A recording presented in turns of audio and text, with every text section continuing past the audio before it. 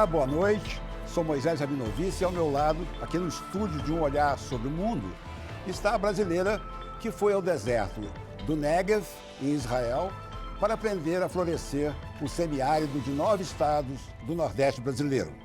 Ela é carioca Isabel Campos Portugal, pós-doutoranda da Universidade Ben Gurion, em Beersheba, a capital do deserto do Negev, a cidade bíblica dos 7 poços, 2 deles perfurados pelos patriarcas Abraão e Isaac.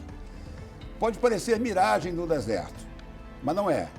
Quem desce de Jerusalém a Jericó, a 417 metros abaixo do nível do mar, o buraco mais fundo da terra, pode constatar o deserto verdejante. Houve uma época, na década de 70, em que técnicos israelenses vieram ao Brasil ensinar o milagre de plantar em terras improdutivas. Mas o então presidente iraquiano Saddam Hussein deu um ultimato ao Itamaraty. Ou eles eram mandados embora, ou o Iraque não compraria mais carros e ônibus made in Brasil. E ainda romperia contratos com as empreiteiras brasileiras. Vivemos outros tempos. Estamos perto do 8º Fórum Mundial da Água, de 18 a 23 de março, em Brasília, que reunirá especialistas do mundo inteiro para debater a ameaça de escassez global da água. Aqui está a bióloga e doutora Isabel Campos, que vai nos contar como poderá pintar de verde o amarelo do semiárido nordestino. Shalom, Isabel. Shalom. Você poderá mesmo verdejar o nosso deserto brasileiro? Eu, sozinha, não. Mas acho que um conjunto de pessoas que acreditam no trabalho, com certeza. Eu acho que tudo é possível com o trabalho, né? E a gente aprende isso muito em Israel, que o trabalho, né, faz com que as coisas aconteçam. Muito obrigada pela apresentação, foi muito bonito. E eu acredito muito que quando você fala, né, que eu fui buscar essas informações em Israel, eu acho que também tem muito a ver com a vontade do brasileiro de mudar o ambiente que está. Então não depende só de mim, depende de todo mundo. Você, antes de começar o programa, você estava me contando uma coisa que eu achei muito curiosa. Que no lugar que a gente considera seco no Brasil, chove muito mais do que... Sim. Os dados, eles são muito interessantes, né? Hoje eu moro no deserto, morei no Negev por 6 anos. E lá a gente tem, em média, vamos dizer, 95 milímetros de chuva por ano, né? A quantidade de chuva que cai ali numa área, eles fazem essa quantificação. Então, a gente pode dizer que é um deserto, é seco, mas a gente ainda tem uma chuva. No Nordeste, um dos lugares mais secos, ele fica em torno de 250 a 350 milímetros de chuva. Eu estou falando do lugar mais seco na região semiárida do Brasil. Então, ainda tem 3 vezes mais chuva do que no lugar que hoje é considerado deserto. Então, mostra a diferença aqui no Brasil, tendo 3 vezes mais essa quantidade de água, esse recurso não é utilizado da maneira, ou não existe a frutificação e a agricultura nessa área muito seca.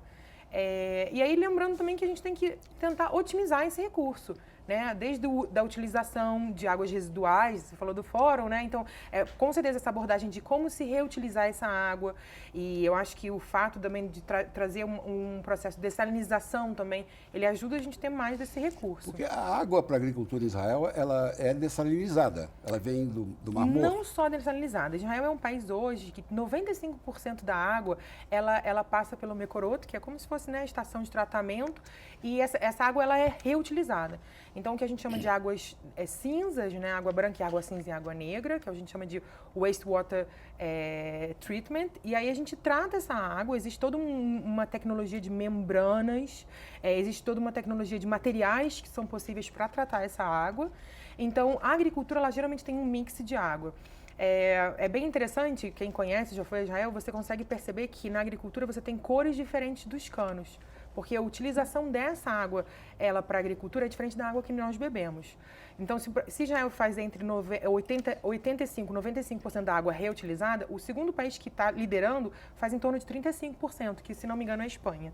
Não tenho certeza. Tá. E aqui no Brasil também eu acho que é uma estratégia. A gente tem muito recurso, mas por que não, ao invés de jogar toda essa água que viria da pia ou do banheiro para reutilizar, né? Que é o que a gente chama de água cinza, e é uma estratégia muito interessante para ter essa água. Quer dizer, o que você está dizendo é que se no semiárido chove 3 vezes mais do que no deserto em que você planta e brota e depois floresce, é possível. É possível. Sim, é possível. Eu acho que hoje existem algumas estratégias que especialistas estão buscando, né? Em 70 eu não era nascida ainda, então talvez hoje eu seja uma força maior para que esses especialistas também possam correr atrás dessas estratégias que já são estratégias que existem e frutificam e tornam esse deserto verde. E principal, não só esperar a chuva. Eu acho que eu aprendi aqui no Brasil um termo que eles falam que é política das chuvas ou mercado das chuvas. Então, você sempre espera a chuva para plantar. Você não precisa. Se você souber o que plantar e como plantar e manejar bem essa terra, você não precisa usar só aquela água da chuva. Você pode usar uma água que foi tratada, você pode usar uma água que foi guardada. A gente tem uma política muito interessante de reservatórios no Nordeste. Então, tem que aprender a como utilizar melhor esse recurso e não só esperar a chuva. Então, Isabel, quando você não era nascida, na década de 70, eu fui agricultor em Israel. Eu dirigi um trator a noite toda, com um druso do meu lado, porque onde eu estava era ao lado de Gaza.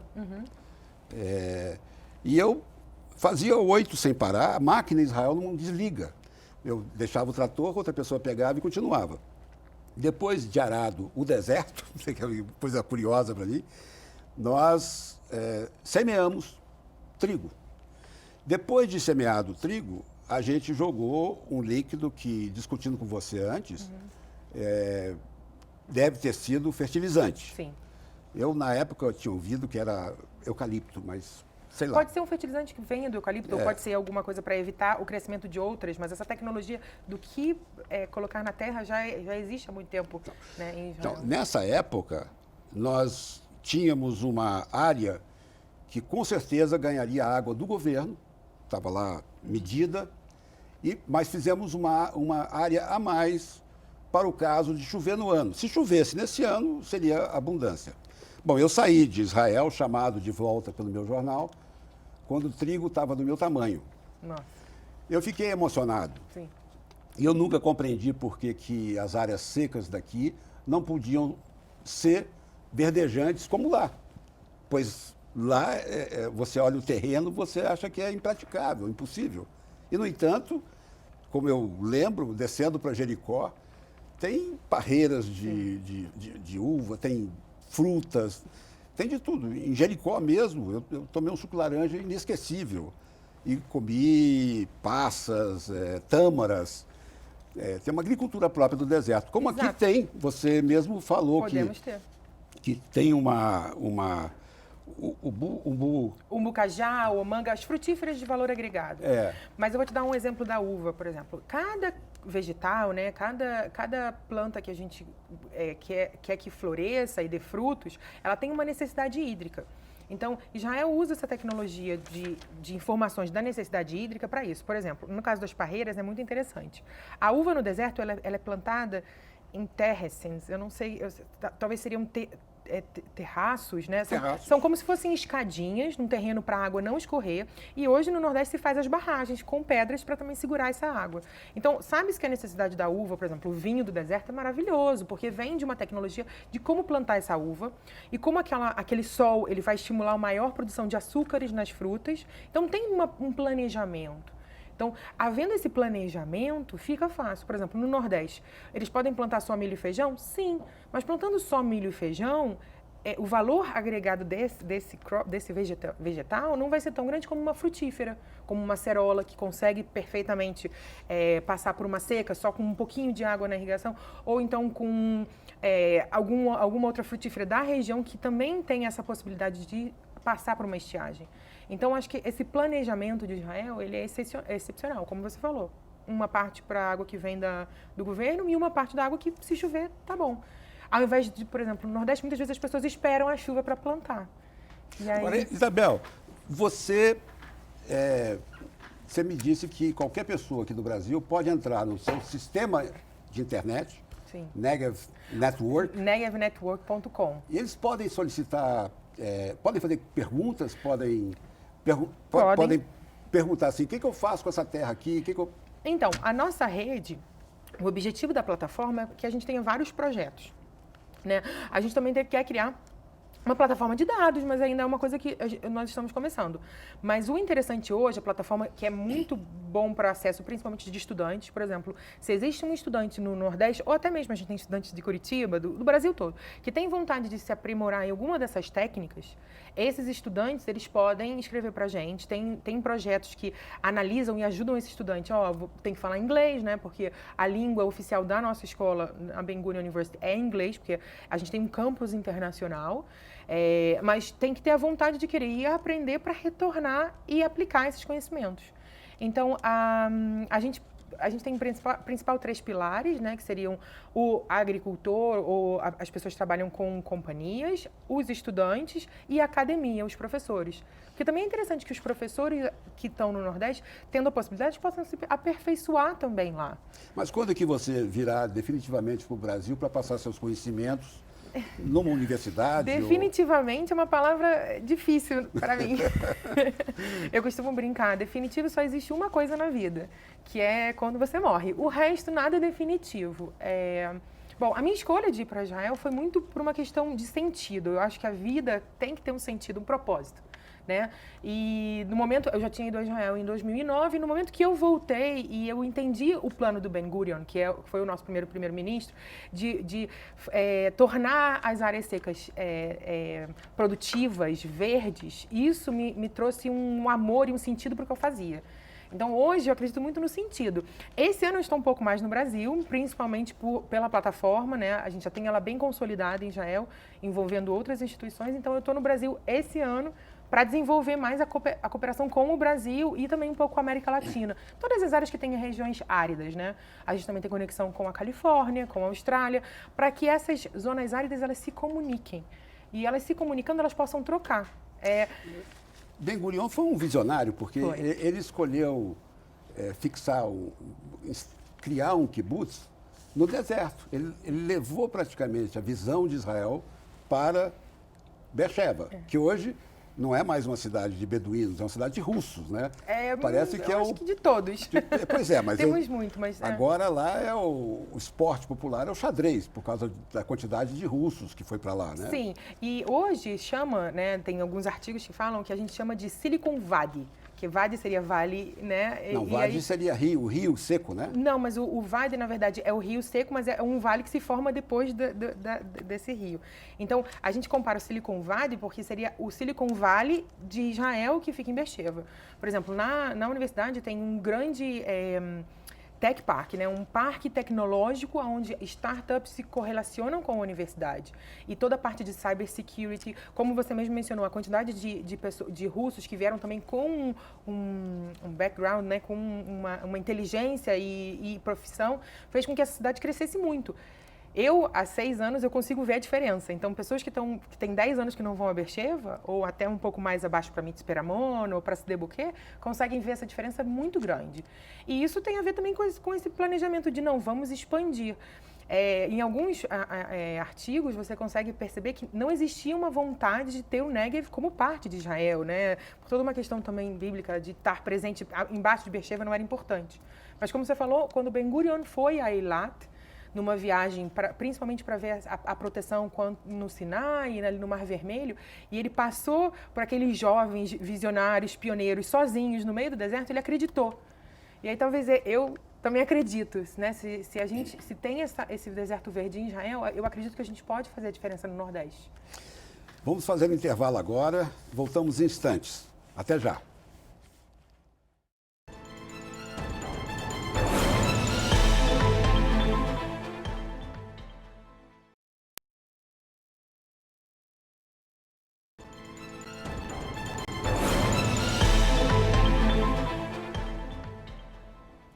Estamos de volta com o Olhar sobre o Mundo, hoje com a bióloga doutora Isabel Campos. E o assunto é água, já que no próximo mês Brasília será a sede do 8º Fórum Mundial da Água. A nossa convidada é especialista na aplicação de recursos hídricos em regiões como o nosso semiárido do Nordeste. Isabel, você não só cultiva a terra, mas também cultiva o empoderamento feminino. Sim. Como é que você juntou uma coisa a outra? Como é que você põe a agricultura e a mulher? Primeiro, a gente vem trabalhar com soluções, né? Então, existe um problema. O problema existem dados de 2014, 2015 da FAO, onde a mulher brasileira ela está em torno de 20 a 22% de pessoas econômicas na agricultura. Então, é uma diferença gigante. Eu não sou especialista em gênero para poder discutir a questão, né, do empoderamento numa raiz maior global, mas assim, o dado na agricultura mostra que sim, existe uma diferença entre mulheres e homens na agricultura. E aí tem várias explicações. Por exemplo, na África, a gente tem 45% dessa mulher. Né? Estou falando dos dados Latinoamérica e Caribe, né? Que são 22%. Então, assim, na África já tem mais mulher ali trabalhando nos campos, cada um com suas questões. A África tem a questão da guerra civil, então muitos homens foram para a guerra, então a mulher teve que assumir esse posto. Mas por que a mulher aqui no Brasil, na América Latina, não está inserida economicamente na agricultura? E a gente pode ir para a tecnologia. E aí a gente vai até para a questão dos recursos hídricos, né? Se você precisa carregar um balde, ou se você precisa de uma força física, onde muitas vezes existe uma diferença no gênero, um homem às vezes ele é mais forte que a mulher, isso dificulta a inserção dessa mulher na agricultura. Mas se você tem uma tecnologia, uma inovação, onde você otimiza a fazer dessa mulher, ela pode estar presente na agricultura. Não existe uma necessidade. Você diminuindo a força, você faz com que exista uma paridade entre os gêneros. Você está falando de gotejamento? Por exemplo, gotejamento. Ou a gente pode pensar até em algum vegetal que não tem uma demanda. Você falou realmente que tem máquinas, mas existe uma agricultura familiar que ela pode ser produtiva e pode agregar valor sem necessariamente você usar as máquinas. Porque se você tiver uma fruta que vale 100 vezes mais do que um feijão, você não precisa dessa quantidade de máquinas. Então, você ter esse planejamento entre aonde essa mulher, as cooperativas, existe uma quantidade grande entre agricultores que se organizam. E as mulheres podem ser responsáveis. Existem projetos já no Brasil usando mulheres no banco de semente, captando, né, material genético. Então, é importante trazer essa questão do gênero para a agricultura também, principalmente pelos dados que a gente tem. Agora, eu li que você tem um projeto piloto numa cidade chamada Grossos. Isso. Na verdade, como a plataforma ela começou já tem 2 anos, a gente teve o primeiro congresso, que foi no Rio Grande do Norte, algumas pessoas já entraram em contato com a gente. E existe uma comunidade em Grossos que busca otimizar a agricultura familiar, principalmente porque eles vivem na cadeia de sal. Grossos é a cidade que mais produz sal no Brasil e ela exporta muito, mas o sal o valor agregado do sal é muito pequeno. Então, como eu também tenho eu tenho bastante experiência com a parte de cultivo em água, eu venho, né, do cultivo de microalgas, então eles entraram em contato comigo e a gente começou a conversar dessas possibilidades para tentar aumentar o valor agregado de alguns derivados do sal, porque é uma cidade que vive nessa indústria do sal. E ao invés deles esperarem a seca, a gente vai trabalhar, agora em abril, a gente tem um curso lá, exatamente para empoderar e tentar trazer essa indústria do sal para junto dos agricultores familiares. Então, acho que são 9 dias, a gente está fechando o currículo agora, a gente vai poder mostrar que a cidade ela vai se tornar mais verde e vai poder produzir mais alimentos. Eu tive lá no passado, eu pude conversar com alguns agricultores e também com a prefeitura, e aí a gente quer que a partir disso se torne também um modelo, né? A gente já está pensando em outros, já tivemos convite para outros lugares para o curso também. E me diz uma coisa, quantas Isabel do Brasil tem lá em Israel estudando os recursos hídricos? Na nossa plataforma, nós somos brasileiras 6. Mas nós somos mais de 30 pessoas trabalhando junto. E o importante é que a gente também tenha as Isabels aqui. Mas essas 6 estão lá em Israel? Estão lá em Israel. Na verdade, eu posso... Vamos definir. Brasileiras são 6. Brasileiros e brasileiras eu acho que são 9. Sim. E no nosso campus a gente tem 4. Então, é interessante, porque a gente tem pesquisadoras, tem uma professora da UFRN que está no ano sabático, porque ela quer também agregar essas informações e voltar para a universidade. Ela lidera ali um curso na Universidade Federal do Rio Grande do Norte. Temos estagiárias que vieram para fazer um exchange, né? Um estágio durante o mestrado. Temos 2 pós-docs. Então, assim, ainda tem um pessoal também que eu não quero estar só no deserto. A gente tem outros brasileiros que trabalham no Weizmann Institute, trabalham na Hebrew University. Então, a gente tenta juntar com que todos esses brasileiros também se tornam plantadores aqui, ou pelo menos de conhecimento. E no Brasil, a gente está em contato com as universidades federais e com os institutos federais, que acho que é um grande fomentador de informações. Agora, trabalhar com a universidade é muito importante, né? Você sabe de algum intercâmbio ou de quanto intercâmbio tem iniciativa privada de Israel com o Brasil, em termos nessa área de agricultura e água? É o que a gente está buscando, porque, por exemplo, trabalhar com privado e público é muito importante, isso funciona muito bem em Israel. Então, hoje, todos os estudantes que foram fomentados pelo Brasil, eles foram fomentados pelo governo. Vieram com a própria bolsa, né, que eles têm de mestrado ou doutorado, ou com dinheiro do governo, porque também existe uma necessidade, uma vontade do governo, seja o Ministério de Ciência e Tecnologia ou a Universidade Federal do Paraná, que fomentou, para que esse aluno vá e volte. É o que a gente chama de internacionalização. Da iniciativa privada é o meu grande desafio, é o que eu estou tentando convencer algumas empresas, porque se uma empresa, por exemplo, que trabalha com árvores, ou uma empresa que trabalha com frutas, ela quer otimizar a produção, ela poder mandar um gerente ou um estudante de agronomia para fazer esse estágio, para retornar e usar esse conhecimento aqui, é muito grandioso. Então, é o que a gente está tentando trabalhar dentro de um projeto que chama Joint Student Program, em Arid Lands. O JSPAL também está na plataforma. Ele é liderado também por uma brasileira, a Daniela Zezuski. Ela é do Paraná. Ela mora também no kibbutz, ela casou agora e ela está liderando isso principalmente para guiar esses alunos, ajudar. Quais são as dúvidas, como pode vir? E também não é tão simples morar num deserto. Então, você tendo ali uma comunidade de apoio, isso vem muito, né, da comunidade judaica, a gente entender como uma comunidade pode te apoiar. Então, tendo outros brasileiros, esses que vão, eles vão estar ali sendo acolhidos. E nos seus 7 anos, né?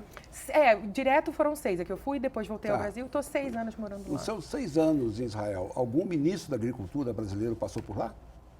Foi visitar vocês? O governo alguma vez se interessou em ver o que vocês estão fazendo? Que eu lembre. A gente teve algumas missões, mas eu também tentei entrar em contato com o Ministério da Agricultura aqui, porque eu sou uma pessoa, né, muito... eu corro atrás do que eu quero e eu não tive contato com ninguém diretamente do Ministério da Agricultura. Mas a gente tem, sim, um feedback, um retorno do Ministério de Tecnologia e Inovação, de Ciência, Tecnologia, Inovação e Comunicação agora, que existe uma rede que também visa trocar esses conhecimentos, mas... das missões que a gente recebeu, eu acho que eu não me lembro de ninguém da agricultura diretamente. Mas, como você falou, tem esse fórum de água, hoje tem uma comunicação que estão buscando, né? Trabalhar em junto é sempre mais forte. Israel tem o maquinário, tem a computação que poderia passar para o Brasil, né? Sim, não, o pacote tecnológico nem cabe a gente, eu não trabalho com isso diretamente, mas existe, do governo de Israel, uma câmara de comércio, existe uma facilitação. Eu acho que hoje em dia, quem quiser trabalhar com isso, tem pessoas responsáveis por essa troca, que é muito interessante. Tem que querer. Hoje o Brasil está aberto, porque, como eu contei no começo, os técnicos que vieram para cá trabalhar de graça tiveram que voltar por pressão do Iraque. Se eles não voltassem, o Iraque romperia com o Brasil, e o Brasil precisava do comércio com o mundo árabe. Agora, o Brasil é um país aberto. Um exemplo, por exemplo, em Fortaleza, existe todo um edital do governo, do governo estadual do Ceará, para tentar fazer essa troca de dessalinizadores e trabalhar com a tecnologia de dessalinização. Fortaleza até é o lugar que a gente escolheu para o próximo congresso, que vai ser em novembro.